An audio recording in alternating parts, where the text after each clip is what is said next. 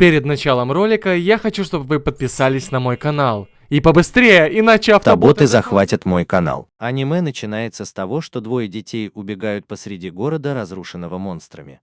Они бегут, держась за руки, пока не сталкиваются лицом к лицу с огромным существом, которого мальчик называет Сэвиджем. Монстр нападает на них, и чтобы увернуться от него, они оба разделяются, оставляя мальчика на земле. Вскоре он открывает глаза и видит свою спутницу, а после этого монстр подвергается ракетному обстрелу из нескольких танков. В этот момент он смотрит вниз и видит, что его спутница безжизненна, и что-то, что кажется, выходит из нее, открывая ее тело. Хотя это не более чем уловка, повторяющийся кошмар проты по имени Хаэта Кисараги, который путешествует в самолете.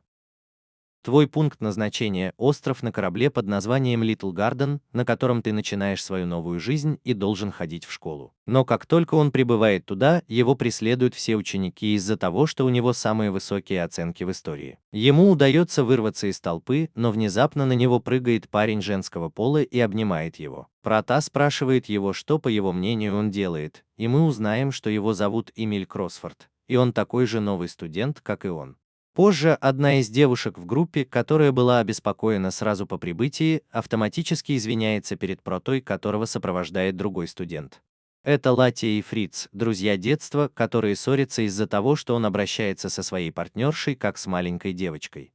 Затем начинается церемония вступления, которую ведут Эрика Кендалл, вице-президент студенческого совета, и Лили Стейнберг, которые уступают место президенту школы. Академия, которую они называют королевой Клэр Харви. В этот момент двое студентов прерывают церемонию из-за того, что прибыли довольно поздно, так как они поехали забирать Проута в аэропорт. Но Клэр не хочет упускать из виду, что они нарушают правила, и приказывает им обеим покинуть сад. Из-за этого Эмиль вскакивает, чтобы защитить своих товарищей, и бросает вызов Клэр, так как считает, что одно это ошибка. В ответ королева отправляет сообщение всем ученикам и напоминает им, что они не только это, но и что они здесь, чтобы противостоять дикари. И что одной ошибки достаточно, чтобы погиб весь их отряд. Однако Эмиль продолжает протестовать до такой степени, что ее тоже исключают, и Прота тоже решает показать свое лицо. Там леди пытается заставить его замолчать, но тут же Клэр приказывает, пожалуйста, остановиться, и на следующий день вызывает Прота на дуэль в Колизее. Если мальчик победит, он отменит наказание для всех, так что в конечном итоге она соглашается за него, хотя он не согласен. Поэтому Эмиль решает взять Прота вместе с лучшими специалистами Little Garden, и они вместе едут в технологическую лабораторию на лифте. Там они встречают Шарлотту и ее помощницу Мимей, девушку, похожую на кошку-робота. Но в то время мы также познакомились с Лизой, компьютером, который управляет всем маленьким садом и который умеет общаться. Затем Шарлотта говорит Проте, что странно, что кто-то, кто никогда не пользовался сотней, решает сразиться с Клэр Харви и показывает ему красный предмет в форме звезды. Из ромба. Это то, что называется хендром, их единственное оружие против дикарей. Хотя только люди, которые реагируют на изменяющиеся камни, могут им пользоваться, и их называют охотниками. Шарлотта объясняет, что каждый джандрет принимает разную форму в зависимости от того, кто его использует. И показывает им деклер и несколько плавающих пушек, которые могут стрелять, нанося большой урон. Тем не менее, технологии ясно дают понять протонам, что они предназначены для защиты человечества, и это их ответственность сейчас. Он берет на себя это задание, и поэтому Шарлотта передает его суду. А затем велит им отправиться на боевую арену, чтобы испытать его. Оказавшись там в вариативных костюмах, Прота вызывает суда, и тот превращается в меч по имени Йен. Затем Эмиль вызывает свое оружие, и внезапно они появляются у него на спине, своего рода ангельские крылья, которые на самом деле являются снарядами, и стреляет в Прота, не давая ему времени опомниться ничего, но он создает такой барьер, просто инстинктивно защищаясь рукой. Он протестует против такого внезапного нападения Эмиля, но тот мгновенно стреляет снова, так как Клэр сделает то же самое. В этот момент Прота пытается убежать, и благодаря его удару он так быстро отлетает в сторону, что врезается в стену. Увидев это, Эмир придумывает план, как Прота победит Клайда на следующий день. На закате Эль Прота понимает, что получил много сообщений от своей сестры Карен, которая полностью госпитализирована, потому что, по словам Эль Прота, у нее очень хрупкое тело. И он согласился поступить в эту академию в обмен на лучшее медицинское обслуживание, как я и обещал. Я приеду к ней после церемонии. Оставь там Эмиля и беги в больницу, где его ждет Карен, хотя она притворяется, что несколько расстроена, чтобы брат поцеловал ее в лоб, а затем спросил, как прошел ее день. Но тут приходит медсестра и говорит, что время посещений подходит к концу, поэтому он должен автоматически покинуть это место. И с наступлением темноты Прота приходит в свою комнату, но войдя, обнаруживает, что свет горит, а Эмиль практически без одежды. Поэтому мальчик начинает бросать в него вещи, пока Прота не теряет сознание, а затем просыпается на коленях друг у друга. Именно тогда он узнает, что Мил будет его соседом по комнате, и он просит его починить его форму, потому что из-за того, что произошло раньше, у него испортился костюм. Пластырь, и он начинает шить, пока случайно не уколется в палец. Увидев кровь, Прота сразу вспоминает ужасные вещи и говорит, что его нужно вылечить очень быстро, поэтому он засовывает палец Майлзу в рот, чтобы обработать его слюной, а затем покрывает пластырем. Сначала она активирует свою сотню, и мы видим оружие, которым она ранее научила Шарлотту Аль-Прота. Затем он активирует и свое, и королева бросает ему вызов, чтобы продемонстрировать всю свою силу. Прежде чем мы начнем, Лидия объясняет ему правила, и они таковы, что ограничение по времени составляет 15 минут, и вы проиграете тому, кто потеряет сознание. Или его оружие истощит энергию и исчезнет. В этот момент Клэр предупреждает, что она не будет носить свой костюм для всего тела, так как выиграет за считанные секунды, и она не хочет устраивать такое шоу для студентов. Со своей стороны Эмиль подбадривает Прота и говорит ему следовать его плану. Поэтому, как только они подают сигнал к началу боя, Прота врезается в Клэр с впечатляющей скоростью. Так что он оказывается на ней на земле, схватившись за грудь, как настоящий фанат-матч. И это приводит ее в ярость, так как они впервые так с ней поступили. Прота пытается извиниться и объяснить, что он все еще плохо контролирует свои силы, но Клэр вмешивается и бьет его по животу. Затем он направляет на него свои ракеты, но Проте удается в последний момент поставить заслон благодаря Милу. Затем его меч начинает светиться, и Прота делает большой прыжок, чтобы затем нанести воздушный удар по Клэр, но она защищает себя, используя своего гончего в качестве щита. И он наносит ответный удар по Протону, который сбивает его с ног, и он падает на землю. Когда все думают, что все кончено, он снова встает, довольно болезненный от удара, и Клэр превращает свое оружие. Теперь это большой красный пистолет, направленный прямо на Прота, который едва может стоять на своем мече. Эмиль начинает кричать на Прота, чтобы тот был осторожен, но он замечает, что его тело горит, и в этот момент Клэр использует возможность выстрелить. В одно мгновение он блокирует ее атаку барьером и со скоростью света бросается на нее, атакуя своим мечом. Есть несколько учеников, которые понимают, что он выглядит не так, и на самом деле мы видим, что его глаза теперь полностью желтые. Вот президент снова стреляет в него в упор, и вдруг он видит, что Прота активирует свое полноствольное оружие. Это подвергает опасности Клэр, которая задается вопросом, откуда у нее эта броня, и вынуждена активировать и свою, чтобы не быть раздавленной этим Протой секунд. Как только вы оба окажетесь в небе, Клэр снова запустит свои ракеты и, наконец, выстрелит из своего гигантского пистолета. Получив удар, охотница Прота исчезает, ее глаза приходят в норму, и она падает без чувств в Колизее. Мил быстро бежит на помощь своему другу и упрекает Клэр в том, что она не следует своим собственным правилам, на что она отвечает, что она не проиграла, но против себя. Потому что он нарушил свое слово, поэтому они оставляют его в неведении. Пока Прота без сознания, он слышит голос девушки, которая зовет его, но когда он просыпается, она там, это Клэр.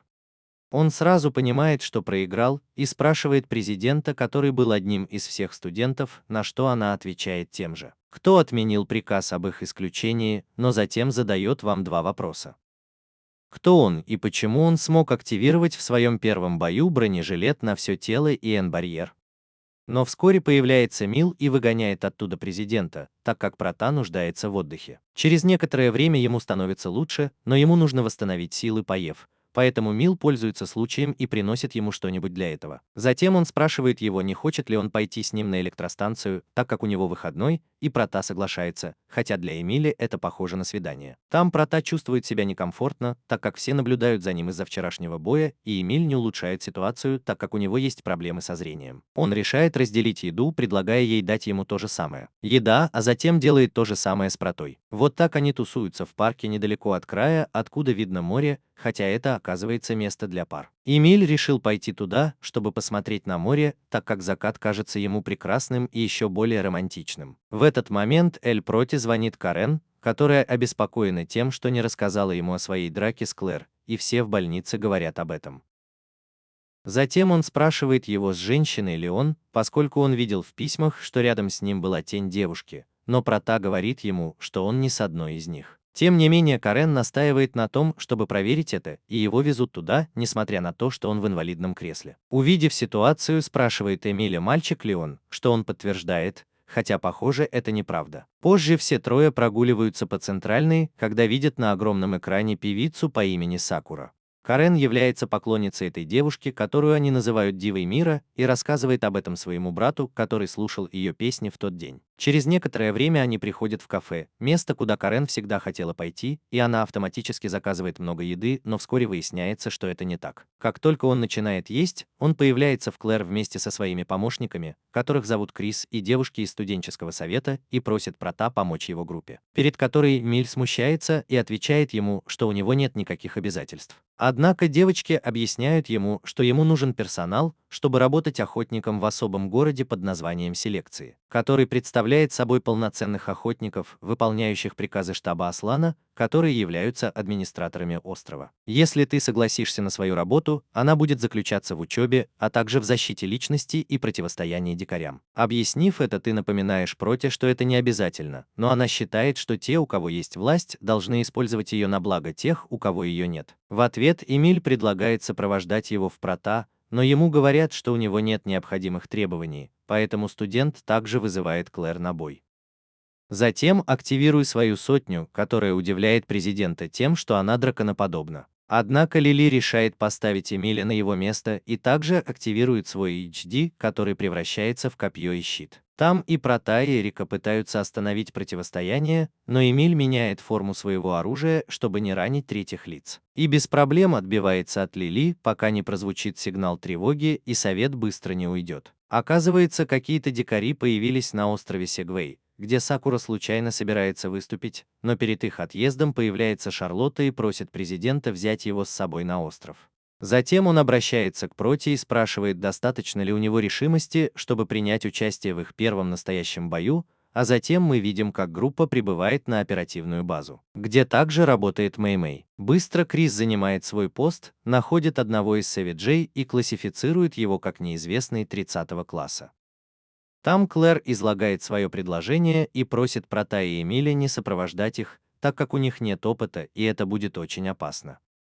Шарлотта спрашивает, что она собирается делать, и президент отвечает ей, что они будут сражаться, пока ждут команду поддержки, на что технолог отвечает, что он не ожидал, что будет зависеть от своего брата, президента Джудара Харви. Однако она отвечает, что не имеет к нему никакого отношения и готовится вместе с остальными отправиться на остров, перед чем Прота просит его пойти с ней, так как некоторое время назад она перенесла нападение дикаря и потеряла часть своей памяти, поэтому она знает, что если ожидается подкрепление, весь город будет разрушен, и многие жизни и воспоминания будут потеряны. Так что Клэр соглашается пойти с ними. И перед отъездом Шарлотта разъясняет, что она не предлагала Прота для миссии, а была Лизой, поскольку считала, что это лучший вариант для сокращения потерь и увеличения шансов на успех. Как только они садятся в самолет по пути на остров, Клэр рассказывает ему о плане, согласно которому девушки из Совета уничтожат первого Сэвиджа, чтобы показать Проте и Эмилю, как сражаться, а затем они возьмутся за другого. Тем временем они отправятся на охоту на 30-го класса, хотя Майл думает, что им понадобится помощь с этим. Однако, чтобы продемонстрировать свои навыки и чтобы их не недооценивали, все трое выпрыгивают из самолета в середине полета и бросаются на первого дикаря, предпринимая скоординированную атаку, чтобы атаковать его, оставляя его незащищенным, и поразить его в самое сердце. Таким образом, Эмиль выталкивает Прота из самолета и держит его за руку в воздухе после активации своих сотен. Прямо под ними появляется его цель, и Эмиль отвлекает внимание дымом, чтобы Прота мог поразить его слабое место. Вскоре после нескольких ударов он понимает, что он слишком вынослив и не может попасть в жизненно важную точку монстра, поэтому Мил превращает свою охотницу в монстра. Наклонитесь и стреляйте прямо в ядро дикаря, попав в него с близкого расстояния. Это сбивает монстра с ног, и Эмиль поздравляет его с победой, но тут он понимает, что у Совета проблемы, потому что дикарь, с которым они имеют дело, слишком силен. И ему удается вырубить Лиди и очень слабую Эрику, поэтому Клэр была вынуждена использовать бронежилет на все тело и атакуйте из своего гигантского пистолета. Но монстр также наносит ответный удар выстрелом изо рта, и Клэр понимает, что у ее гончей нет энергии.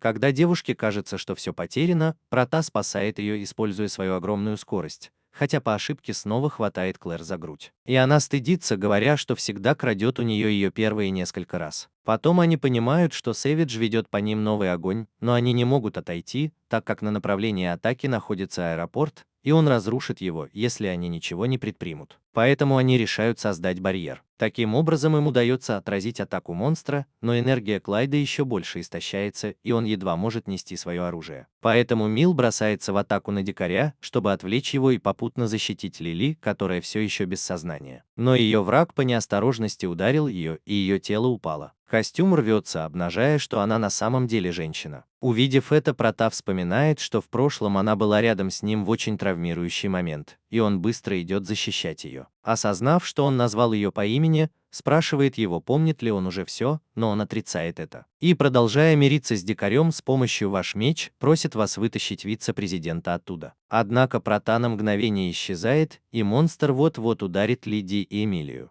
Пока вдруг что-то не отрубает руку дикарю, и снова не появляется Прота со своим полноствольным оружием. Тут Эмилия понимает, что происходящее очень-очень серьезно, и кричит ему, чтобы он не терял контроль. Но, к сожалению, для них уже слишком поздно, и Прота безудержно атакует дикаря, не задумываясь о том, кто его окружает. Видя, что его любимый таким образом теряет рассудок, Эмилия подлетает к нему и целует его, чтобы остановить. Это то, что Прота приходит в норму, но сохраняет свою полную броню, и Эмилия говорит ему, что позже объяснит ему. Так как Прота благодарит его после этого поцелуя, он занервничал и закашлялся. Поэтому затем Прота наносит дикарю последний удар, который поражает его своим трансформированным мечом с большей силой, чем раньше.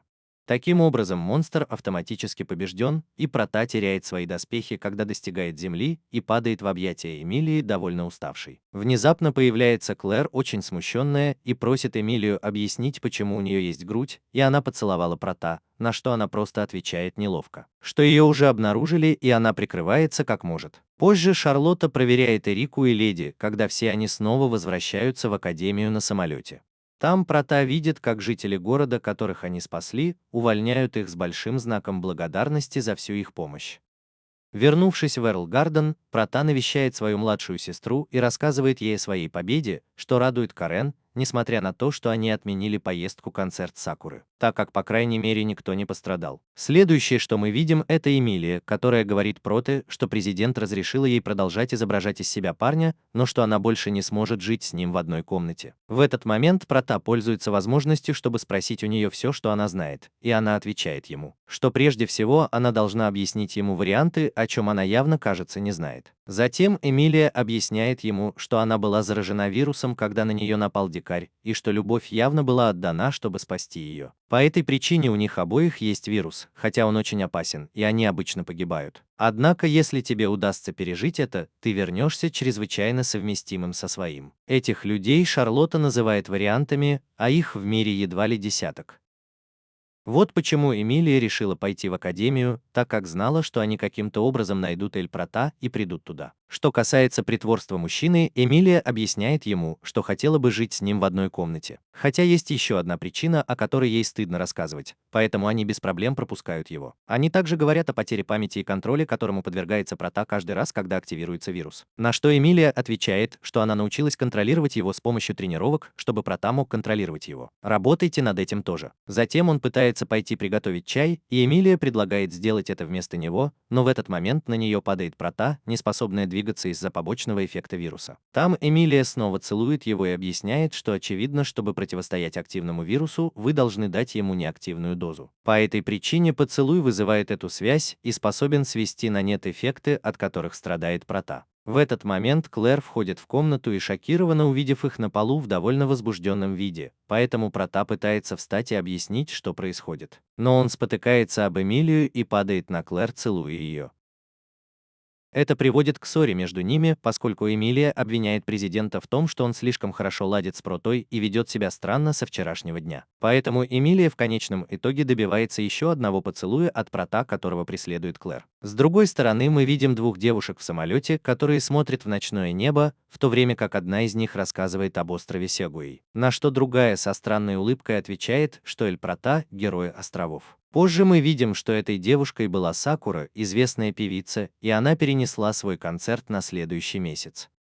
По этой причине ее помощница просит Академию назначить кого-то конкретно ее телохранителем по просьбе самой Сакуры. Со своей стороны Прота тренируется, чтобы контролировать свою силу под воздействием вируса вместе с Эмилией, Фрицем и Латией. И именно на этой тренировке противостоящему пушке Фрица удается несколько лучше управлять своей силой. Хотя ученик в конечном итоге смеется над тем, что не может противостоять силе Прота, что поражает тех, кто наблюдал, как он тренируется. Вскоре появляется Эрика и просит Прота предстать перед президентом Клэр, которая говорит ему, что у нее есть к нему просьба от Сакуры. Речь идет о том, чтобы быть его телохранителем на его следующем концерте, так как он опасается новых нападений Сэвиджа. Там Совет сообщает Проте, что в прошлом месяце было убито 7 Сэвиджей, но они сражались только с 3. Остальные 4 были сбиты в воздухе, но нашли только останки одного, так что вполне возможно, что могут появиться и другие. Таким образом, Прота принимает просьбу Сакуры и попутно просит Клэр билет для ее сестры, чтобы она могла встретиться со своей любимой звездой. А затем он идет в больницу, чтобы сообщить Карен эту новость, что делает ее очень счастливой, но предупреждает своего брата, что это не так. Кое-что он видел в письмах, и это то, что он должен быть осторожен с женщинами и с водой. Потом он просит воздать ему автограф Сакуры, если это возможно. Через некоторое время Эль Прота вместе с Лиди принимает певицу с островов Сьюи, и они сопровождают ее в это место, где она будет проживать в эти дни. Однако по прибытии в отель дела с Сакурой идут совсем не так, поскольку она неоднократно просит Эль Прота жениться на ней и показывает ему распространяющееся в интернете видео о том, как он спасает острова всем своим телом.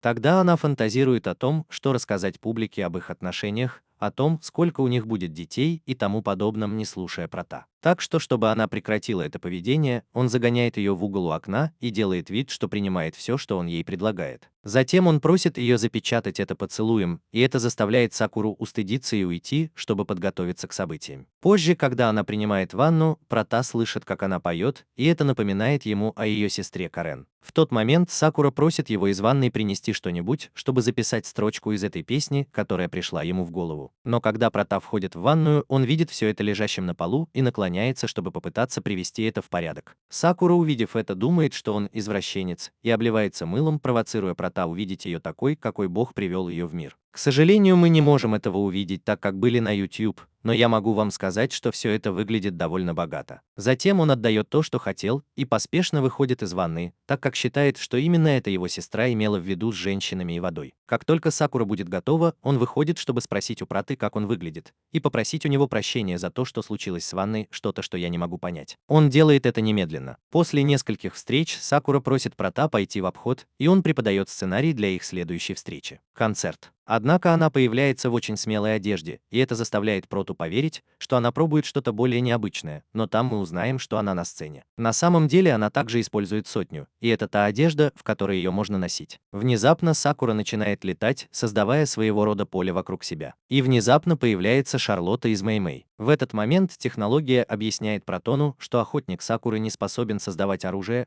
вместо этого она создает поле, через которое она может летать. Создавайте иллюзии и используйте сенсорную энергию. Вот почему его оружие — это его собственные песни. И Шарлотта там, поскольку они знают друг друга довольно давно, когда она спасла Сакуру из передряги, в которую она попала. Уже во второй половине дня Эль Проте звонит Клэр и говорит ему приехать к ней на следующий день в ее летний домик.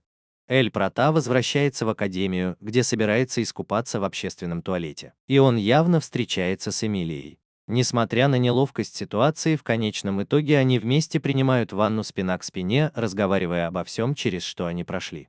Сначала Эмилия показывает Проте свою почти зажившую рану от нападения дикаря, где она заразилась вирусом. А затем Прота предлагает ей поехать с ним на острова и на следующий день, так как его работа начинается только после полудня. Это очень радует Эмилию, которая бросается обнимать его, но в конечном итоге они падают в воду, и Прота видит ее полностью без одежды. Так что когда она выходит из ванны, Эмилия начинает плакать. Что Эмилия называет его извращенцем и убегает. Вот и снова Прота задается вопросом, имела ли это в виду его сестра в письмах. С наступлением темноты мы видим группу вариантов, наблюдающих вместо концерта Сакуры, в то время как один из них убивает Сэвиджа. И кажется, что они ждут конца этого мероприятия, чтобы что-то предпринять, так как хотят устроить хорошее шоу для жителей острова. На следующее утро мы видим, как Сакура готовится к концерту, и он вспоминает, как его мать рассказывала ему в детстве, что музыка предназначена для того, чтобы они были счастливы вместе люди, и это заставляет ее задаться вопросом, где сейчас находится Прота. Сразу после этого мы видим, что он приехал в летний дом Клайда. И у него действительно неловкая ситуация с девушками из совета, в которой он в конечном итоге оказывается в одежде президента Элиди, которая пытается ударить его, но в конечном итоге садится ему на лицо, поскользнувшись. После этого Клэр объясняет Проту, что они украли переменный камень, который Сакура собиралась использовать во время концерта. Поскольку существует риск, что эти воры снова выступят, президент просит Проту внимательно охранять Сакуру, а затем меняет тему, чтобы бросить ему вызов. Снова на соревнованиях, но на этот раз по плаванию, так как у него даже есть купальный костюм для него. Однако Прота отказывается, и Клэр заканчивает тем, что загорает на поплавке в бассейне, когда она сводит его с ума. Вскоре после этого Прота встречает Эмилию, которая теперь носит женскую одежду, что, по мнению Проты, может вызвать проблемы. Но она отвечает, что они далеко из района Академии, так что ничего не должно произойти. Затем Эмилия ведет Прота в магазин, чтобы он надел что-нибудь помимо униформы, и он дарит ей ожерелье с крыльями ангела. После этого он выходит на улицу, но как раз в этот момент они понимают, что Латия и Фриц там, и прячутся в примерочных. Магазин.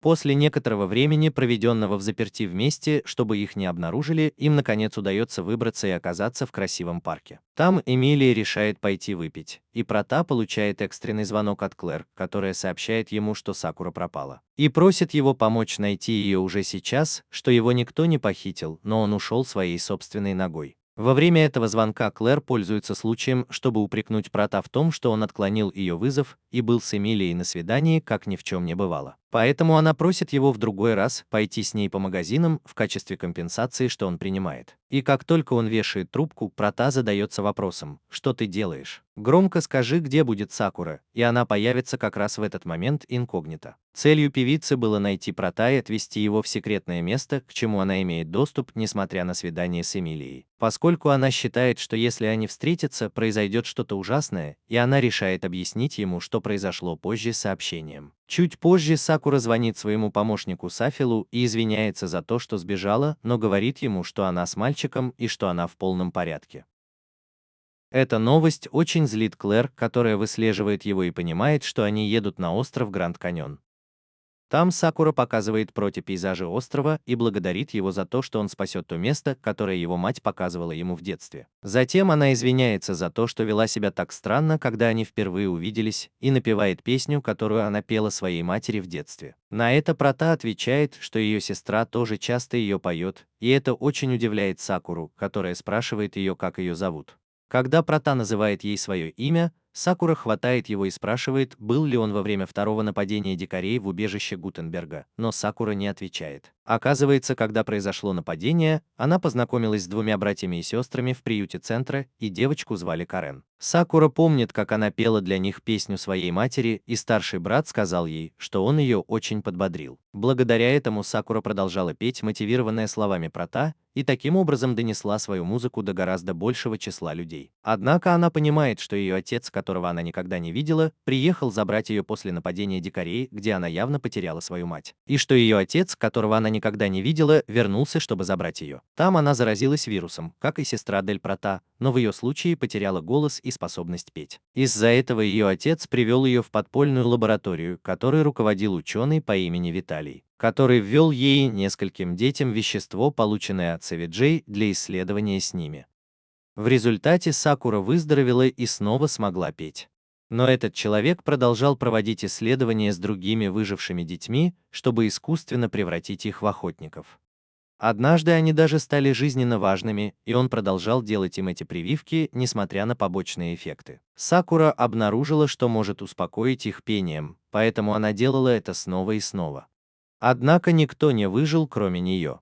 Услышав это, Прота в конце концов признается ей, что он тоже вариант случайно и что он только недавно это обнаружил.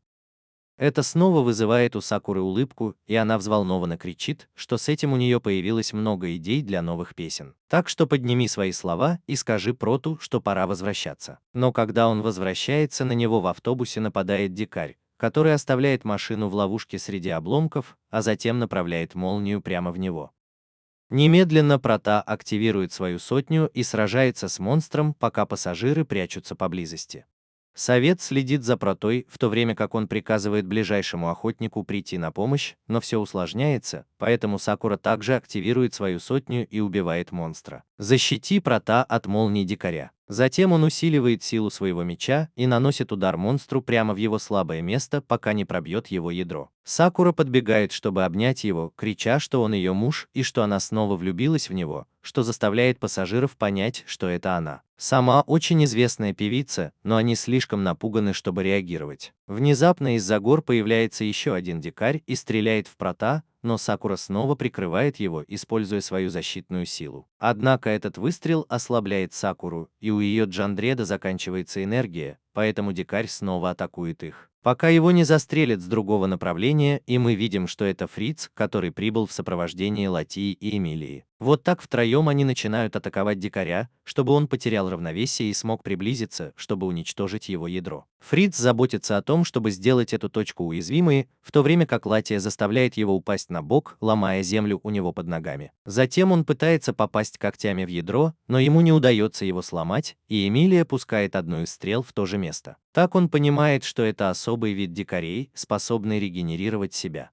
Вот почему Прота снова вступает в бой, но скорость, с которой дикарь исцеляется, для них слишком велика. В какой-то момент Сакуре удается привлечь к себе внимание монстра своим голосом, и Прота использует эту возможность для атаки. Но внезапно появляется один из вариантов, который мы видели ранее, назывался Кробан, и он сбивает Протона, разбивая его о стену. После этого в Несаде появляется еще один вариант, который сканирует оружие Протона одним из его глаз и создает его копию. Затем бросается на дикаря и без проблем разбивает его ядро, наполняя его внутренности жидкостью. Тетя кричит ему, чтобы он не прикасался к нему, иначе он заразится и сойдет с ума, но девушка в ответ облизывает это, как будто ничего не происходит. Поэтому тетя пытается остановить ее, но последняя из группы, девушка по имени Накри, прерывает и приказывает ему оставить ее в покое. Затем происходит драка между Эмилией и Накри, поскольку она также нападает на Фрица. А Прота сражается с Кробангом, вспоминая, что Клэр рассказала ему о краже изменчивого камня, и приходит к выводу, что это была та группа. С другой стороны, Эмилия все еще сражается с Накри, но она пытается помочь Проту, и для этого она трансформирует своего Джейди и стреляет в Кромана, продолжая сражаться с Накри. Что заставляет мальчика понять, что она вариант, и они решают уйти, так как им это удалось то, что они ищут. И мы видим, что Несад вырвал ядра у дикарей. Это оказывается для Виталия, так что группа работает на того сумасшедшего ученого, который экспериментирует с детьми. Затем группа воров убегает и прибывает подкрепление, чтобы спасти группу Прота и пассажиров автобуса. Вернувшись в академию, Клэр и Шарлотта объясняют, что эти парни охотники другого типа, что-то вроде подполья. И что они занимаются кражей ядер дикарей, потому что на практике они имеют ту же ценность, что и переменные камни, поэтому они используют их как можно чаще. Торговать как со странными экспериментами, находящимися вне закона и вне всякого контроля. Там Клэр признается ему, что чувствует большое облегчение, что с ними явно все в порядке, и сообщает им, что она примет во внимание то, чего они достигли. Поскольку, возможно, в будущем они могут присоединиться к выборам, элитной группе, в которой находится Прота. Позже он навещает свою сестру в больнице, и они вместе тренируются, чтобы подбодрить Сакуру на концерте на следующий день. Но в этот момент ему звонит она, и они встречаются у моря уже в сумерках. Там Сакура признается ему в своих чувствах, и что она девушка, которая, по ее мнению, достигает сердец людей только потому, что это вариант. И что все больше и больше людей заражаются вирусом. Вирус дикарей, так что их песни на самом деле обман. Видя, что она такая грустная и расстроенная, Прота говорит ей, что все это ложь, поскольку когда она пела для него и его сестры, это еще не было вариантом. Он все же смог достучаться до сердец обоих в такой ужасной ситуации, в которой они находились в данный момент. Услышав его слова, Сакура снова начинает улыбаться и говорит ему, что она все еще будет влюблена в него за то, что он так с ней обращался. Следующее, что мы видим, наступает время концерта, и Сакура активирует свою сотню, чтобы летать по сцене во время пения. На концерте присутствует вся группа Проута, включая ее сестру Карен, в то время как совет проводит его на расстоянии от Академии. И в завершении мероприятия Сакура представляет публике песню, которую они никогда раньше не слышали, и которая для нее очень особенная, потому что она только что написала ее. Внезапно на сцене появляются цветущие вишни, и Сакура поет песню своей матери. Что-то, что Карен помнит и понимает, что это песня, которую она никогда раньше не слышала. Маленькой девочкой, которую они встретили в приюте, была она, поэтому Прота убежден, что она проникла в сердца всех. На следующий день Сакура прощается с группой и дает Карен свой автограф, но не раньше, чем скажет ей, что в следующий раз она хочет, чтобы вы спели вместе. Затем она хватает Проута и целует его в щеку перед посадкой в самолет, но в этом мы видим, как Шарлотта комментирует суфле, что-то о голосе Сакуры и о том, что случилось с дикарем. Вскоре после этого Прота просыпается однажды утром, услышав чей-то голос, и над ним появляется в постели Сакура. Он волнуется и спрашивает ее, что она там делает, на что она отвечает, что сказала ему, что скоро вернется. Почти мгновенно входят Эмилия и Клэр, и между ними возникает ссора из-за того, что они увидели Сакуру в комнате, которая заканчивается тем, что Прота кричит: «Отпусть, они все уйдут оттуда», они отказываются это делать. Некоторое время спустя мы видим, как таинственному светловолосому мужчине звонят, когда он находится в самолете. И голос по телефону сообщает ему, что компьютер Лизы ведет себя очень странно, на что он отвечает женщине по телефону, комментируя, что момент приближается. Со своей стороны Прота приходит на пляж, чтобы провести день вместе с другими, и его даже сопровождают Карен и ее медсестра Михару, к которым Прота очень привязан из-за их великолепных качеств. И это заставляет Сакуру ревновать, которая обнимает его, чтобы привлечь его внимание. В свою очередь это приводит к тому, что Эмилия упрекает Сакуру в его поведении, но певица быстро уносит Проута в воду, чтобы поиграть вместе. И у Эмилии нет другого выбора, кроме как оставаться рядом с девушками от совета, потому что она не может показывать себя в бикини с другими. Видя, что Клэр говорит ему расслабиться, но Эмилия также не соглашается с ней и спрашивает, надела ли она бикини, чтобы намекнуть на это Проте, что смущает президента и заставляет Эрику и Лиди злиться на Эмилию из-за ее неуважения.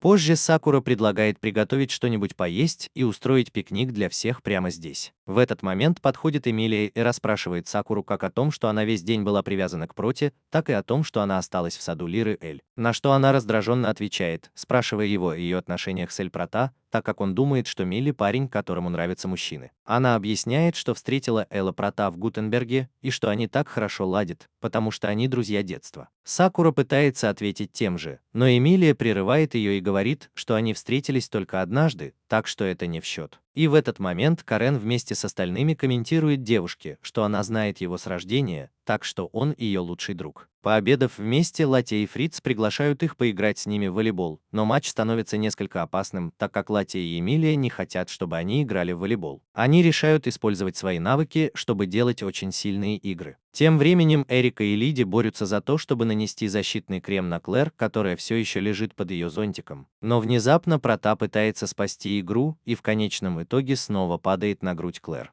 И здесь мы буквально все хотели бы быть Протой. Но и я продолжаю играть в аниме. В этот момент они слышат странный шум, и над ними появляется вертолет с эмблемой Ворслан. Из этого спускается таинственный человек, который раньше был братом Клэр, Джудар Харви. Он сразу сообщает Клэр, что ему нужно с ней поговорить, а затем осматривает группу.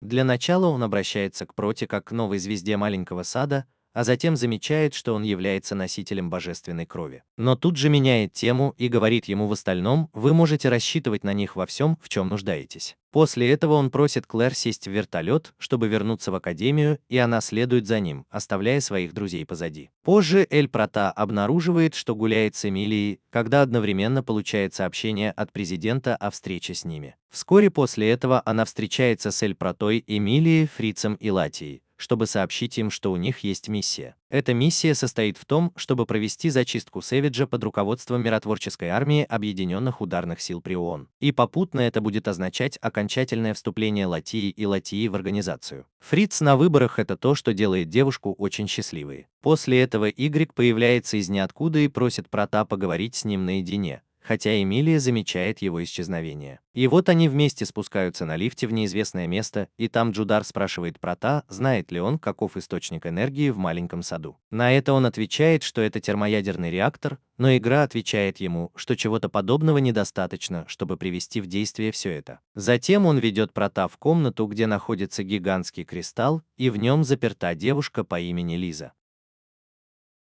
Хотя ее настоящее имя Лиза Харви, она сестра Клэр, а также сестра Джудара, первого охотника и варианта, созданного человечеством.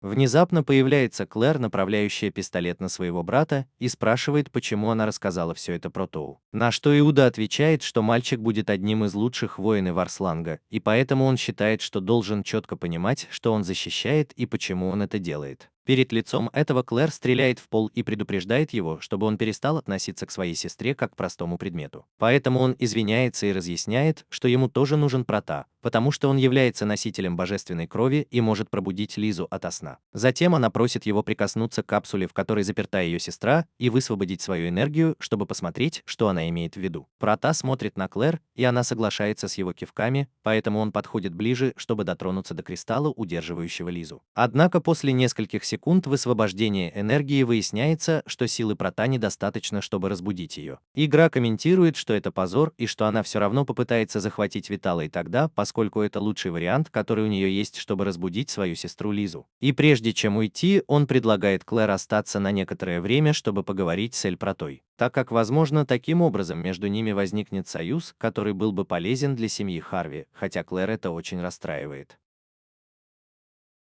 Позже Прота и президент молча возвращаются в лифте, и она говорит ему, что через некоторое время она все ему лучше объяснит. Но сейчас ее первоочередная задача – не рассказывать ничего из того, что она видела или слышала там внизу. Следующее, что мы видим, это группа охотников, которая рассматривает план Сэвиджа по очистке Тенсинских гор. Там он объясняет им, что в этом районе обитает 50 таких монстров. И что они должны быть осторожны, потому что могут появиться все три варианта в другой раз. Именно из-за этого, что те, кто были выбраны для этой миссии, поскольку они ранее сражались против них. И это решение не Лизы, а самого Худара, который выбрал Прота и его группу, чтобы уничтожить дикарей.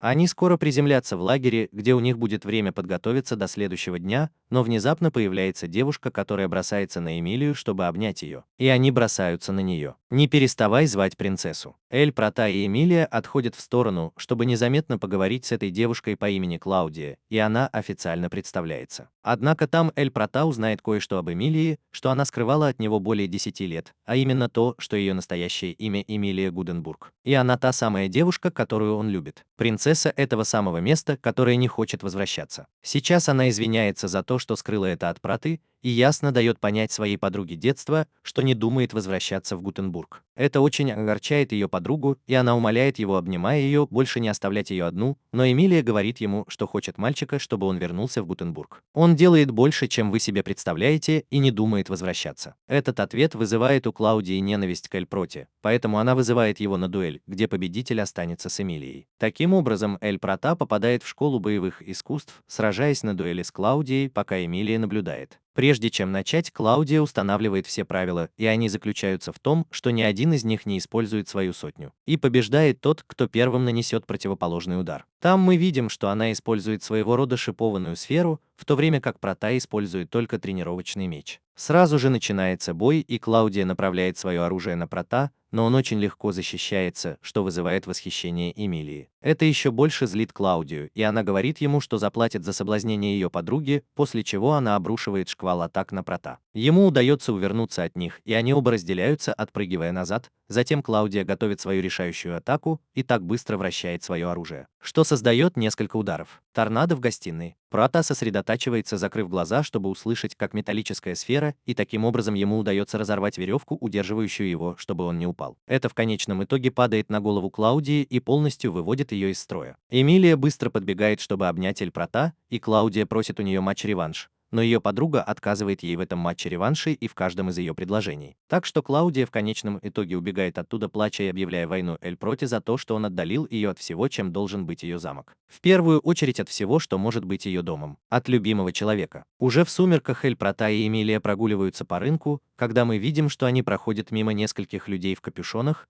и когда они проходят мимо. Один из них поворачивается, открывая злобную улыбку Кромана. На следующий день они еще раз проходят миссию перед вылетом группы. И шаги заключаются в том, что в первый день на месте каждая эскадрилья войдет в гору с координатами, предоставленными им вертолетами.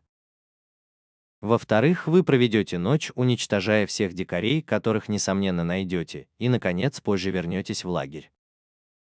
Охотникам все кажется ясным, пока Эмилия не жалуется на то, что ей приходится носить обычные обтягивающие костюмы, на что Клаудия снова упрекает Прата в том, что ее подруга из-за того детства не хочет возвращаться в страну, которой оно принадлежит, но Клэр прерывает его и ясно дает ему понять, что Эмилия очень важный участник выборов и собирается пойти в сад, поэтому он сделает все возможное, чтобы удержать ее там с ними. Затем он предлагает руку Клаудии, чтобы дать понять, что проблем нет, и другая девушка в конечном итоге соглашается с его словами, хотя по-прежнему полна решимости вызвать Эль Прата на дуэль в другой раз. Затем появляются Фриц и Латия, которые находятся в другой команде вместе с двумя женщинами по имени Али и Венди, перед которыми Фриц хвастается, что у него будет свой гарем, полностью личный в этом отряде, и тетя в ответ очень сильно топает на него ногой. Тут же девушка по имени Лео сообщает Клэр, что вертолеты готовы. И президент обращается к ней, чтобы сказать, что даже если она останется там, она все равно будет охотницей за маленьким садом. Поэтому он просит ее поддержать их с их позиции всем, чем она может, на что она отвечает, улыбаясь, что так и будет. После этого отряд Прата отправляется к месту назначения, и Клэр первой находит Сэвиджа и побеждает его своим гидом. Следующей идет Клаудия, которая находит рядом с Протой другого врага и быстро использует свой гидом, чтобы воспользоваться преимуществом Прота. Активировав его, он превращается в броню с шипастой сферой, которую он может метать во врагов. Вот так он начинает атаковать Сэвиджа, в то время как Эмилия просит Прота посмотреть на ее подругу, так как она, кажется, хочет покрасоваться. Затем внезапно Клаудия просит Эмилию прикончить монстра, и она также очень поспешно использует свою джундру. Как только Клаудия терпит поражение, она бежит обнять свою подругу, чтобы отпраздновать их командную работу и восхититься их силой. Затем группа воссоединяется, и Эрика сообщает, что больше не видит Сэвиджа, поэтому Клэр предлагает продолжить поиски вместе. Чего они не знают, так это того, что в этот момент Накри наблюдает за ними в бинокль, а рядом с ними находятся Нисат и Кроман.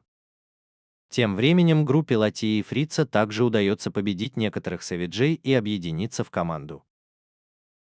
На закате отряд Прота собирается вместе, чтобы перекусить и обсудить дальнейшие действия. В этом Клаудия насмехается над Протой за то, что он не уничтожил ни одного дикаря, но Эмилия упрекает его в том, что она собрала всех. Он отвечает, что ему все равно быть приманкой или ослаблять их, чтобы другие добили его. В стороне от этого Эрика замечает, что позже пойдет дождь, и Клэр предупреждает его, что им следует быть осторожными с электрическим оружием. Уже с наступлением темноты все выбирают, с кем они будут спать, а Эмилия выбирает Прота, чтобы разделить с ним палатку, что очень злит Клэр. Этот спор заканчивается тем, что Прота делит палатку с Клаудией и президентом, в то время как Эмилия остается с Эрикой. Хотя ему трудно заснуть с Клэр так близко из-за того, что он пытается уснуть, как ни в чем не бывало. Позже Эрика узнает, что они уничтожили только 24 Сэвиджа, так что, возможно, их больше, чем предполагалось. Как только все ложатся спать, Прота смотрит на звезды рядом с Клэр и замечает, что его сестре они тоже нравятся. Но тут же понимает, что тот комментарий, возможно, он обидел свою спутницу за то, что она вспомнила Лизу. Однако Клэр улыбается и отвечает ему, что она хочет создать мир, в котором каждый мог бы расслабиться и увидеть звезды такими, какие они есть сейчас. Внезапно появляется Клаудия, шутит, что не хочет прерывать романтический момент, и сообщает им о чем-то странном, что они видели на озере. Так что пусть Эль Прота и Клэр бегут расследовать, пока она остается в лагере, так как она думает, что, может быть, если они двое влюбятся друг в друга, они поймут. Оставшись одни, они вернут Эмилию в свою страну. Сейчас Клэр находит Сэвиджа и пытается связаться с Эрикой, но связь не работает из-за Нисада, который использовал дистанционное устройство для создания помех в этом районе.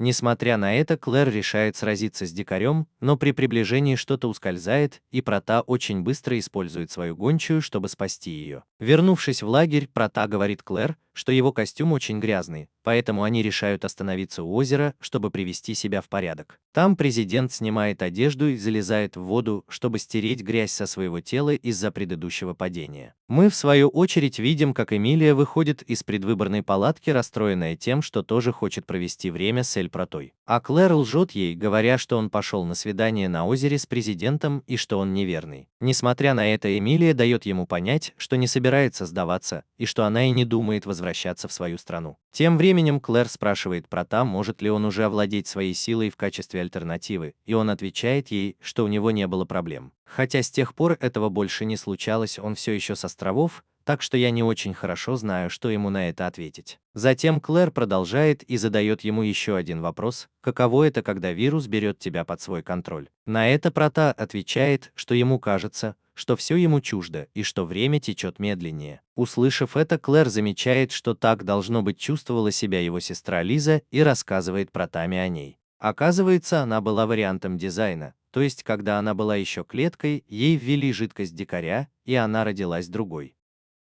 Однако человеком, стоящим за этими экспериментами, был не Виталий, а Лиз Харви, мать указанного президента. Там Прота испуганно спрашивает его о своей матери, и что если бы он сделал что-то подобное со своей собственной дочерью, и Клэр объясняет ему, как она думала. Потому что ее матери нужна была необходимая власть, чтобы победить враждующих богов, и для этого он явно создал Лизу. Но она высвободила запретную силу, чтобы попытаться спасти Клэр, когда такой дикарь чуть не покончил с ее жизнью, и в итоге они запечатали Лизу внутри этой капсулы, продолжая питаться энергией маленького сада. Вот почему она стала президентом Академии, чтобы контролировать своего брата и не использовать Лизу как козырь в рукаве. Там Клэр признается Проте, что в конце концов все это вопрос между ее семьей и ею, и спрашивает ее, действительно ли она то, что она этого не делает. Это провал на посту президента Академии. Он серьезно отвечает ей, что это не так, поскольку если бы не ее сестра, он тоже не был бы охотником, поскольку делал это ради ее здоровья. Но позже он понял, что способен заставить людей улыбаться, и хотя за этим стоят личные мотивы, он хочет создать лучший мир, в котором никому не придется страдать. Поэтому Клэр, услышав это, просит его продолжать бороться за Литл Гарден. Внезапно им звонят в службу экстренной помощи, и Клэр выходит, чтобы ответить, но поскользнулась и упала совершенно голой на пол. Он быстро возвращает одежду президенту и отвечает на звонок, который является неким Сэем из другого отряда. Этот человек сообщает, что на них напали трое незнакомцев, и Прота и Клэр сразу думают о Крабате и его группе.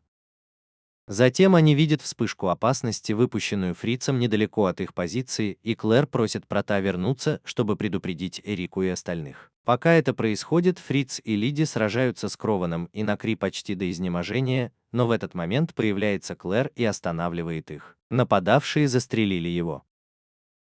Там президент хвалит Лиди за то, что она так долго терпит, и она автоматически теряет сознание. После чего Клэр предупреждает врагов, если они предоставят ей информацию о Виталии и вернут документы, которые они явно когда-то украли. Она оставит их в покое, но если они не будут противостоять ей. Сразу после этого Накри пытаются атаковать, но Клайд не получает никакого урона и дает им еще одно предупреждение. А именно, что они ничего не могут поделать со своей полной броней, несмотря на то, что она альтернативная. Однако в этот момент начинается дождь, и это дает группе Кромана новое преимущество. Когда начинается дождь, лидер приказывает остальным действовать, явно против Клэр и Несада, который использует один из своих глаз, чтобы вызвать новое оружие. На этот раз ее цель пушки президента, поскольку она едва может использовать их под дождем. Если они предпримут совместную атаку на Клэр и заставят ее пренебречь собой, так что в конечном итоге она подвергнется прямой атаке Кромана, который сбивает ее с ног и готовится нанести ей нокаутирующий удар с его пистолетом, но вдруг Кнут хватает парня, и он появляется в подкреплении. Прота прибывает вместе с остальными, чтобы защитить президента, и она восстанавливает контроль над ситуацией. Однако Крован приходит в ярость, и ему удается освободиться от Кнута Эрики, чтобы снова отразить атаку вместе с Накри и Несадом. Там Прота снова противостоит лидеру тех вариантов, в то время как Эмилия берет на себя ответственность за Накри и мобилизует ее, затем предупреждает его, что он потеряет свою жизнь, если не отпустит ее оружие, и Накри приказывают ей покончить с ней, на что Эмилия отвечает, освобождая ее от пут и избивая до тех пор, пока она не потеряет сознание и не отключится. Увидев это, Несса нападает на Эмилию, чтобы отомстить за своего партнера, но охотница отвечает ответным огнем своих ракет, и поэтому Несса в конечном итоге падает перед атакой. Но в последней попытке победить он пытается скопировать свое оружие, используя свой странный глаз. Однако Эмилия быстро трансформирует свое оружие, чтобы он не мог его клонировать, и целится ему прямо в глаз, угрожая отнять его у него. Затем она спрашивает его, почему он использует его для боя, а не для того, чтобы увидеть прекрасное в мире. Эти слова глубоко ранят Кробана, который отвечает, нападая на Прота, что в этом мире нет ничего прекраснее, и что он так много страдал с тех пор, как они пришли к нему. Вот почему они хотят, чтобы он ушел. Отойдите со своего пути, чтобы однажды стать свободными. Внезапно у Эль-Прота появляются странные видения, и он связывается с воспоминаниями Кроуба, когда он был совсем маленьким. Там он узнает о жестоком обращении, которому он подвергался вместе с Накри и Нисадом с детства, и о том, как они убегали, пока не оказались в пустыне. А затем о том, как Нисад потерял глаз, упав на камень, и ударить себя по этой части. После этого они встретили Виталия, именно она спасла его глаз и дала ему силу с помощью инъекции жидкости Сэвиджа.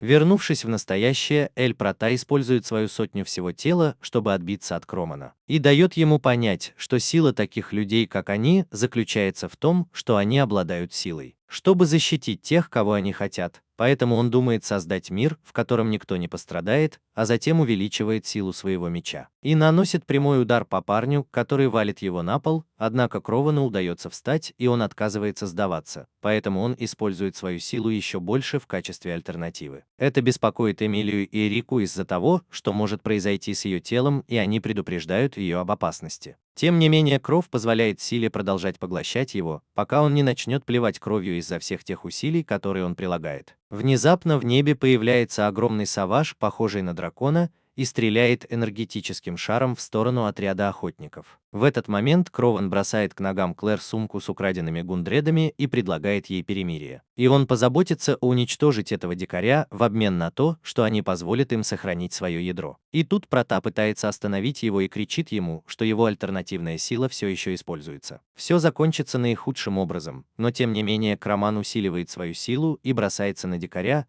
так как он говорит, что ему нужно его ядро, каким бы оно ни было. Таким образом, мальчик подлетает к дикарю и пытается атаковать его слабое место, но оказывается, что у монстра есть барьер вокруг него. Так что как бы Крован не пытался навредить ему, он ничего не получает, и его тело страдает от последствий злоупотребления альтернативной властью. В этот момент Ниса тоже начинает кричать, чтобы он остановился, но уже слишком поздно. Внезапно дикарь освобождает свой барьер и стреляет прямо в мальчика, целясь в него с близкого расстояния. Прота использует свою огромную скорость, чтобы поймать Кроуэна, прежде чем он ударится о землю, и все закончится еще хуже. Именно тогда Кров спрашивает его, почему он спас его, и он снова отвечает, что хочет создать мир, в котором никто никогда не страдал и не пострадает. Этот поступок наконец заставляет Крована доверять Проте и просит его помочь Нисе и Занакри. Прота соглашается защитить своих товарищей, а затем они решают атаковать, стреляя в дикаря, но им не удается преодолеть его барьер. В этот момент они решают связаться с другими отрядами, чтобы все сразу выстрелить в монстра. Но они помнят, что связь была прервана Кроманом и, очевидно, его группой, поэтому они просят Нисад восстановить связь, чтобы она могла обратиться за помощью к другим охотникам. И она подчиняется.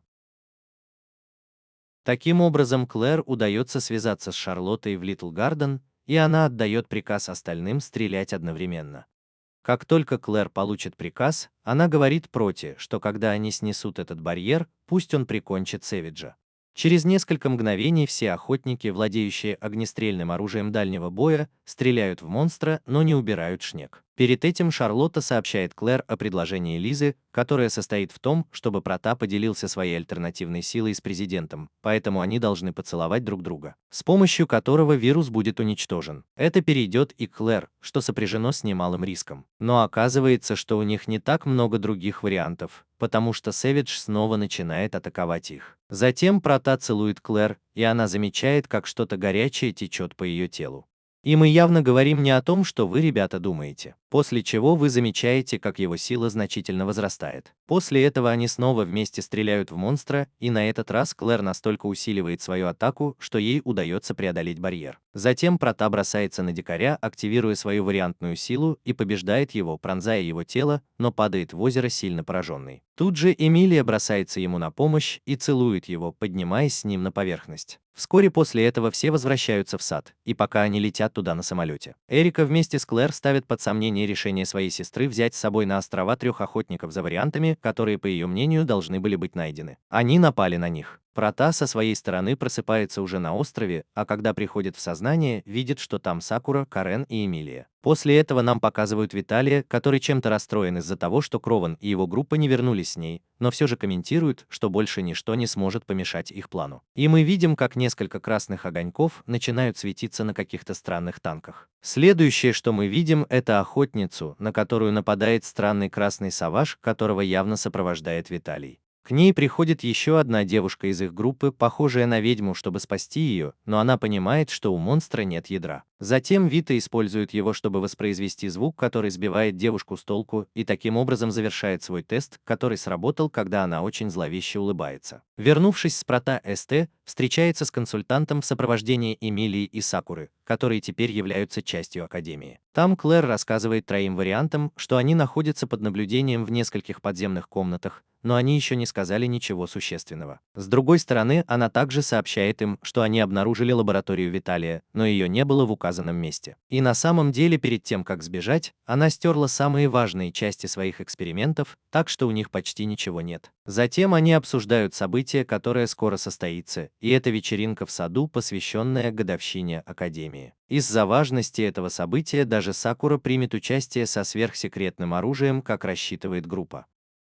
Позже они едут в аэропорт, где снова встречают Клаудию, и она, как обычно, бросается в объятия Эмилии. Тут же из самолета выходит другая светловолосая девушка, которая оказывается охотницей, которую мы видели до того, как на нее напали Витал и его дикарь. Ее зовут Венди, и никто иной, как Фриц, появляется и спрашивает, как поживает Элли, его давняя раненая спутница. Но оказывается, что у нее нет ни малейшего желания, чтобы на нее напали. Я понятия не имею о ее состоянии, потому что не видел ее больше с момента миссии ЕК. Тем не менее, день проходит как обычно, поскольку вся Академия готовит различные мероприятия для этой вечеринки, пока прибыв во второй половине дня. Прота не решит последовать за Сакурой и не увидит, что она воссоединяется со своей сестрой и Шарлоттой. Там Сакура признается ему, что ее секретным оружием на концерте является Карен, поскольку в тот день она будет выступать в ее роли. Это беспокоит Прота из-за хрупкого здоровья его сестры, но в то время она учит его переменному камню, так как оказывается, что пока она была в больнице, они обнаружили, что она очень близка с ним с этим предметом, и благодаря этому она сможет летать и петь на сцене, как Сакура обычно делала на мероприятиях.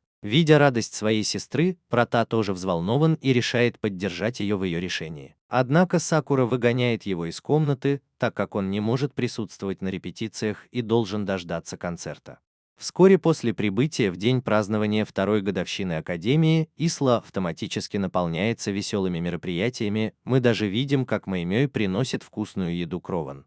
Анеса и Занакри, они все еще находятся под наблюдением в каком-то укромном месте. Как только девушка-робот уходит, Анакри предупреждает остальных, чтобы они не доверяли друг другу, поскольку Виталий сказал им, что охотники их враги. А затем указывает на тот факт, что они забрали у них своих джунглей, за исключением над что он явно не мог видеть без своего, и ему позволили сохранить его. Пока Эль Прота гуляет с Эмилией по городу, пока не встречает Латию и Рику, которые прислуживают в кафе для прислуги. Увидев вице-президента в таком виде, Эмилия фотографирует ее и насмехается над ней, но тут же ситуация меняется, поскольку они приглашают их выпить чего-нибудь. Внутри Эрика заставляет Эмилию переодеться служанкой в качестве мести, даже если это ставит под угрозу всю ее личность. Сейчас Эрика вернется с Эмилией, полностью одетой как женщина, и представит ее всем как своего женоподобного мальчика-слугу. Затем она начинает теребить свою грудь перед Протой, пытаясь соблазнить его сделать то же самое, чтобы он явно обратил внимание на Эмилию. Правда в том, что это очень хорошее предложение. Я бы тоже потрогал эти вкусные груди, но и мы продолжаем аниме. Это заставляет других служанок также подталкивать Прота, чтобы он потрогал груди своей партнерши, так как они выглядят довольно сочными, как 2 хороших мандарина, только что сорванных с дерева. И он решает сделать это, потому что думает, что носит с собой наполнитель из полотенец, но когда они заставляют его упасть на нее, он понимает, что это не так. И там все горничные его фотографируют. А потом просят поцеловать друг друга, чтобы распространить слух, что между ними что-то есть, поскольку не каждый мужчина прикасается к груди девушки. И это явно зависит от страны, о которой мы говорим. Эмилии все равно, но Прата быстро обращается за помощью к Эрике, и она в этот момент решает вернуться к своей работе вместе с Латией. Через некоторое время он прибывает на остров Джудар и предстает перед Протой, когда он навещает свою сестру перед концертом. Оказывается, он узнал, что Сакура будет выступать, и хотел пожелать удачи ей и сестре Прота. Вскоре после этого начинается концерт, и Сакура активирует свою сотню, как всегда, чтобы летать по сцене во время пения. Но тут мы видим, что Венди стоит на страже, и внезапно Сакура, как всегда, начинает петь. «Впусти Виталия в помещение маленького сада». Из-за контроля над разумом Венди находится под командованием Виталия, и как только она получает доступ в запретную зону, она теряет сознание. Тем временем песня Сакуры заканчивается, и она представляет публике своего специального гостя. Внезапно с главной сцены выходит много дыма, и появляется Карен в своем больничном кресле и что-то нервно рассказывает свою историю. После этого она заявляет, что хочет помочь всем таким больным, как она, или тем, кому грустно, обрести свою мечту. И, наконец, она активирует свою гончую, которую зовут Божественная Хартия.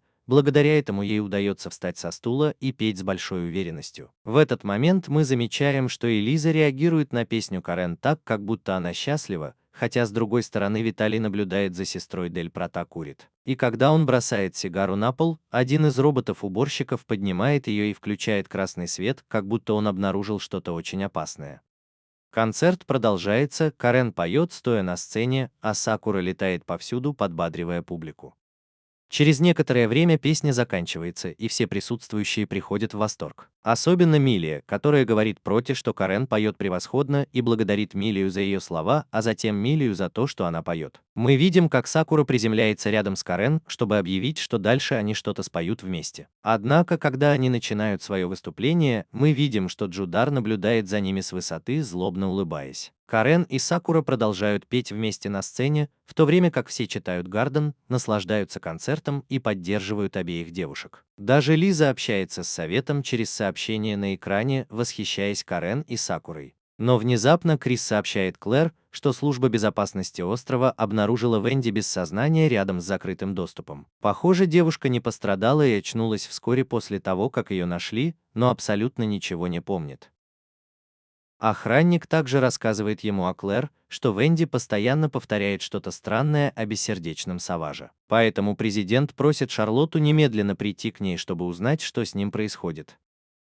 Там все начинает меняться, когда Виталий начинает действовать, наблюдая за остальными с высоты здания. И мы можем видеть, как предыдущий робот продолжает двигаться вперед в состоянии боевой готовности, в то время как другие, похожие на пчел, появляются в городе. Вскоре Латия и Эрика вспоминают об этом, но понимают, что это что-то механическое, и спрашивают, кто им управляет, не получая ответа. Перед этим Эрик активирует свой ЖД и использует кнут против пчелы, но пчела, подвергшаяся нападению, самоуничтожается, создавая взрыв. Затем появляется еще один. И Латия пробует с его HD, чтобы он явно не взорвал что-то еще, и ему удается поразить дистанцию, так что пчела на этот раз взрывается вдали от людей, никому не подвергая опасности. Однако внезапно в маленьком саду происходит несколько взрывов, и все большие экраны гаснут.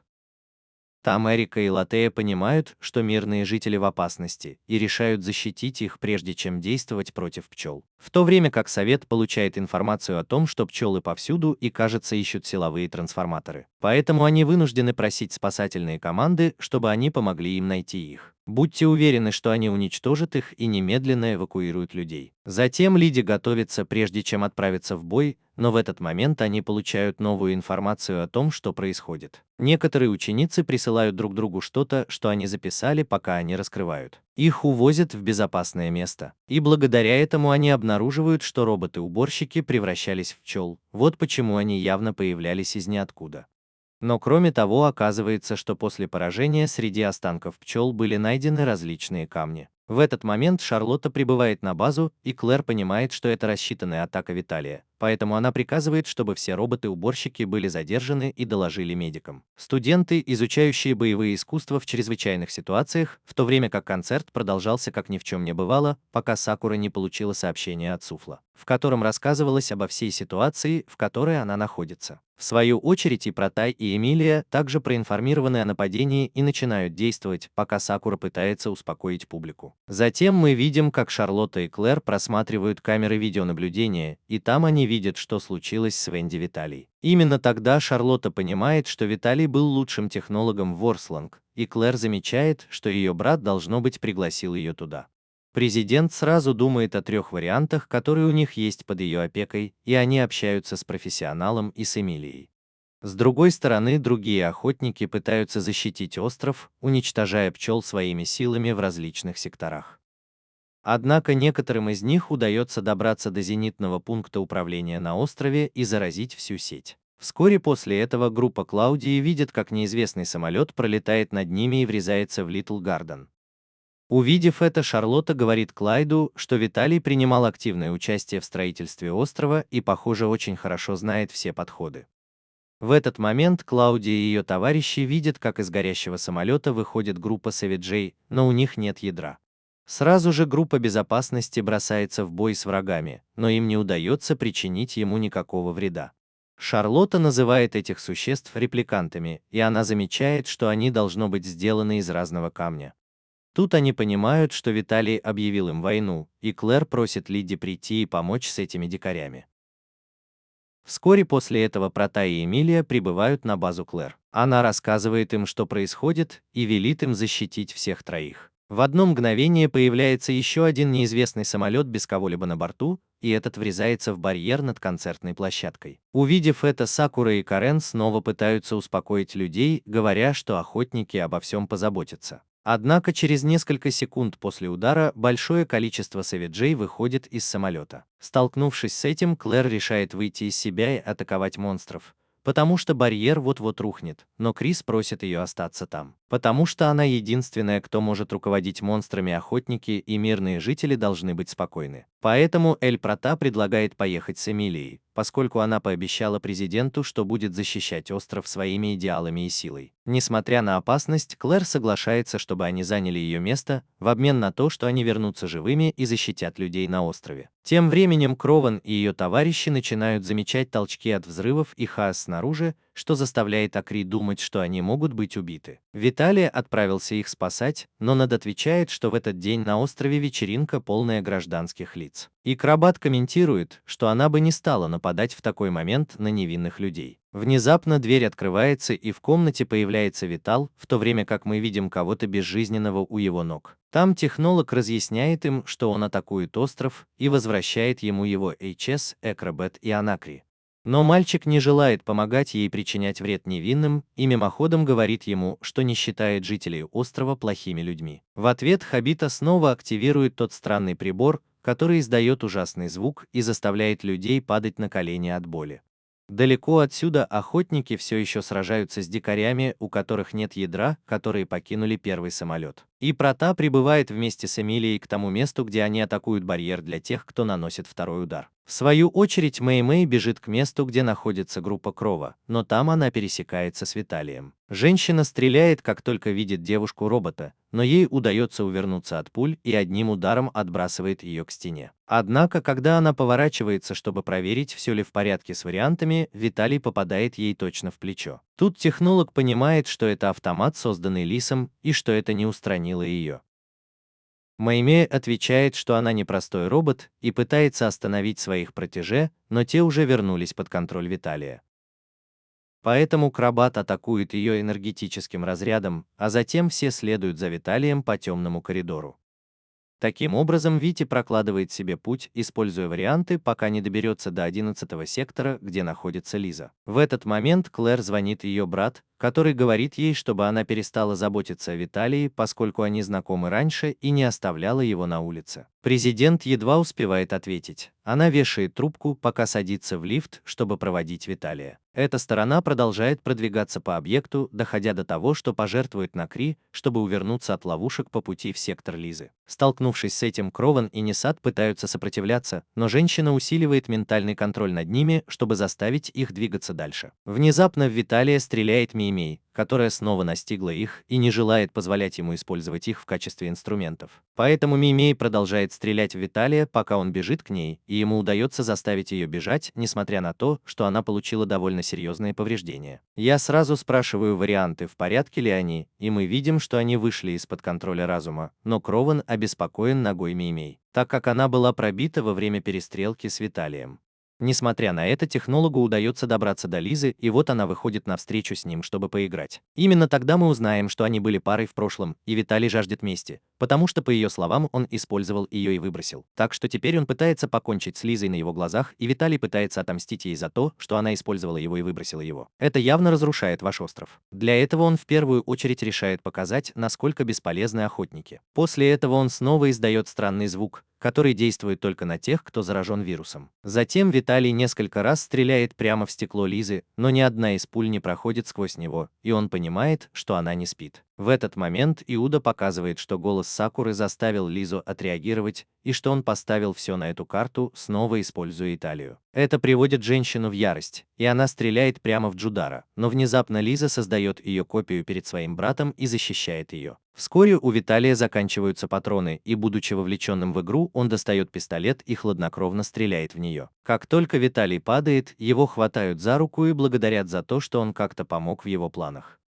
После игры он говорит Лизе, что может отдохнуть в капсуле, но она отказывается, так как ему нужно что-то сделать раньше. С другой стороны, Прота продолжает сражаться с Сэвиджами, но Эмилия сдается на шум врагов, и он должен продолжать в одиночестве. Тем временем на сцене Сакура сожалеет, что у нее нет силы, необходимой, чтобы спасти их всех и успокоить людей. Но внезапно она слышит голос отца, который говорит ей: «Я не знаю, как это сделать». Лиза, которая говорит ему о том, что он может спеть свою песню и тем самым помочь другим. Затем он подходит к Карен и целует ее в лоб, после чего показывает, что она может ходить без проблем, и исчезает. Таким образом, две девушки снова активируют свои ЖД и благодаря своему голосу противодействуют шуму Сэвиджей. Так что некоторые становятся слабыми, и попутно охотники могут снова без труда передвигаться. Услышав голоса своей сестры и Сакуры, Прота находит в себе силы сражаться и активировать свою альтернативную силу, после чего наносит последний удар по дикарю 30 класса, который последним стоял на барьере. И ему удается победить его, но это оставляет его без энергии, и он теряет сознание наверху, в то время как Сэвидж падает внутрь купола. Ко всеобщему удивлению, монстр снова активируется, как только он падает, наполняется энергией и начинает заряжать новую атаку. В этот момент появляется Кроман, и его группа противостоит дикарю, защищая остров от выстрела. Затем Кроуэн просит Нисада разобраться с Накри, и он активирует свою альтернативную силу, чтобы сразиться с дикарем. Как только он видит это, Клэр выбегает, чтобы помочь Кровану, чтобы сразиться. Но Нисад не может остаться в стороне и впадает в отчаяние, желая помочь своему другу. Поэтому он активирует свою силу и использует свою силу, чтобы скопировать репликанта. Когда Клэр прибывает вместе с ними, она обнаруживает, что Нисад превратилась в дикарку, чтобы она могла использовать свои способности. Там Шарлотта быстро связывается с Клэр, чтобы сказать ей, что это та же ситуация, в которой оказалась ее сестра Лиза время назад, и что если она не остановит Нисад, она потеряет контроль, контролируйте свою энергию, и произойдет очень большой взрыв. Единственный способ остановить этого монстра – это остановить жизнедеятельность Нисата и таким образом уничтожить источник его силы. В то же время Прота видит Лизу, пока она без сознания, и она просит его спасти Нисада, Клэр и остров, после чего он убивает ее, которая подходит к нему, чтобы поцеловать, и ослепляющий свет окутывает их обоих. Таким образом, Прота прибывает вовремя, чтобы остановить президента, прежде чем она нападет на Нисада из своего гигантского пистолета, и он просит ее позволить ему разобраться с ситуацией, поскольку эта девушка такая же, как они, и заслуживает того, чтобы у нее был шанс. Клайд соглашается на это, но предупреждает его, что он выстрелит, если сочтет это необходимым, а затем Прота прыгает внутрь купола, активируя свой ЖД. Оказавшись там, он пытается образумить Нисад, но она не может взять под контроль и начинает атаковать без передышки. Внезапно появляется Эмилия, чтобы прикрыть Прота, и призывает его спасти девушку, пока она помогает ему. Затем Крис сообщает ему, что у них есть менее 3 минут, чтобы остановить ее, и Прота снова обращается к ней и говорит, что она свободна, и что она избегает и не хочет, чтобы ее задерживали. Он больше никогда не будет контролировать ее, поэтому вы автоматически будете жить в мире. Это сообщение достигает Нисада, но оно не дает результата, и на этот раз он снова полностью теряет контроль. Так что у Праты нет другого выбора, кроме как атаковать его слабое место и получить доступ внутрь, где явно находится настоящий Нисад. Войдя в монстра, предлагает ему свою руку и говорит ему доверять ему, потому что все они теперь друзья. Таким образом он заставляет девушку взять его за руку и улыбнуться, приветствуя его, когда он идет в сад. Все заканчивается в тот момент, после чего Эмилия бежит обнимать Прота и Крована, а попутно и Нари, которые отправляются на поиски своей подруги. Наконец, душа Лизы обнимает свою сестру Клэр за спину и благодарит ее за то, что она спасла, отправившись в сад. Спустя некоторое время Эмилия объявляет себя Протой и просит ее всегда быть рядом с ней, на что он отвечает поцелуем. К сожалению, в этот момент их видят все, и Эмилия вынуждена признаться, что она женщина и к тому же принцесса. Это очень расстраивает всех, особенно Сакуру, но особенно Клэр, которая появляется со своим активированным Джандредом и упрекнув обоих в том, что они делают неприличные вещи. В то время как она искала их, стреляет из своего пистолета среди фейерверков. И так заканчивается это захватывающее аниме. И если ты дошел до этой части видео, не забудь прокомментировать секретное слово «грудь», так как это то, что было больше всего в этом аниме. И не забудь оставить свой лайк, нажать кнопку подписки и активировать маленький колокольчик, что чрезвычайно важно. Кроме того, если ты хочешь поздравить в одном из видео или хочешь порекомендовать мне аниме, чтобы подвести итог в следующем видео, подписывайтесь на меня в Instagram, который будет по ссылке в описании, и я добавлю, что это очень важно. В исправленном комментарии, так как очень скоро я буду здороваться со всеми, кто следует за мной, и не более чем попрощаюсь с пеньей с ручкой.